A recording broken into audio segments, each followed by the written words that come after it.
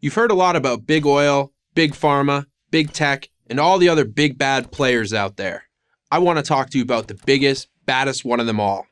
This Goliath doesn't deal in billions, it deals in trillions. I'm talking about Big Green. Yes, the environmental movement. It's the richest, most powerful big in the world right now. Nothing else even comes close. Until we see it for what it is and rein it in, it's going to get even bigger. And as is usually the case, bigger is not always better. You see, Big Green wants to take over your life. It has to. This makes perfect sense. Big Green, after all, intends to save the planet from oblivion. Your freedom would seem to be a small price to pay.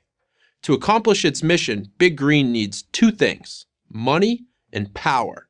It already has a lot of both, but it's hungry for much more. Who do we mean when we say Big Green? We mean the major organizations that set the agenda for the movement. This would include, among dozens, Greenpeace, 350.org, Nature Conservancy, Sierra Club, World Wildlife Fund, and of course, the politicians, bureaucrats, corporations, and media outlets who support and promote their agenda. Before we get any deeper into this, let's stipulate a few things. The climate is changing. It appears, though we can't be sure, to be slowly warming. If it continues to warm, it could cause serious environmental problems sometime in the distant future.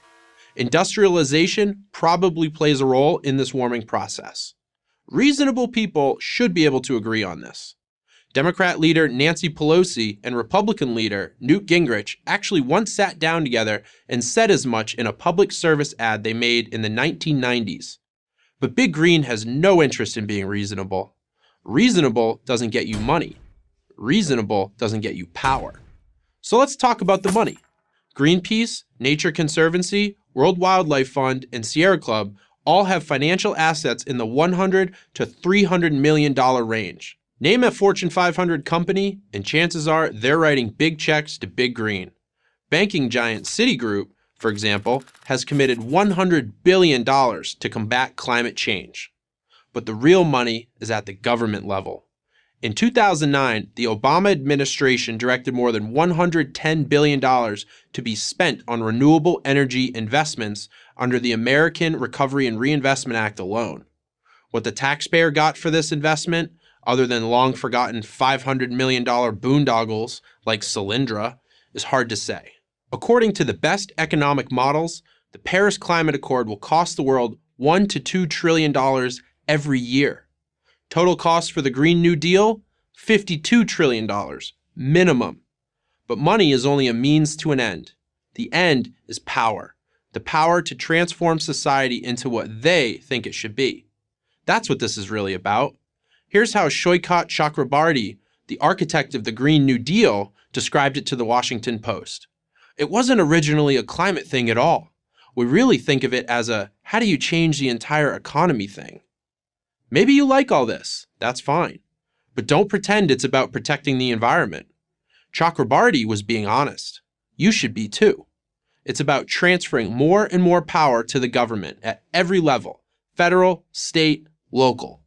And the way to get the power is to gin up scary scenarios.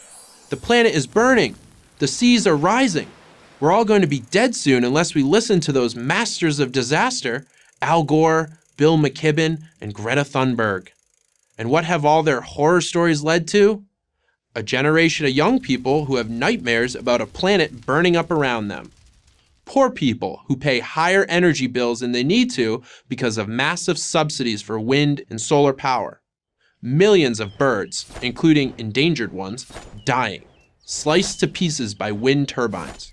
Yet in the midst of all the planet is burning fear-mongering, the world is cleaner, healthier, and richer than it has ever been. Deaths from natural disasters are at all-time lows. Here's why. Human beings adapt when faced with climate problems. We're really good at it. We've been doing it for thousands of years. Sea levels rising, build taller and better seawalls. That's what the Netherlands did. A good chunk of the country, including its international airport, is below sea level. Need more water? Spread the gospel of drip irrigation and desalinization. Israel has more water than it needs, and it's in the middle of a desert. Need clean energy? Build more nuclear power plants. Sweden gets half of its energy from nuclear. None of these simple, practical solutions makes much of an impact on Big Green. You don't raise money off of common sense, and you don't get political power telling people how good things are, and you certainly don't become famous by being calm. Big Green is not poor, not honest, and certainly not powerless. It's time we all plug into that truth. I'm Rogan O'Hanley, aka DC Drano, for Prager University.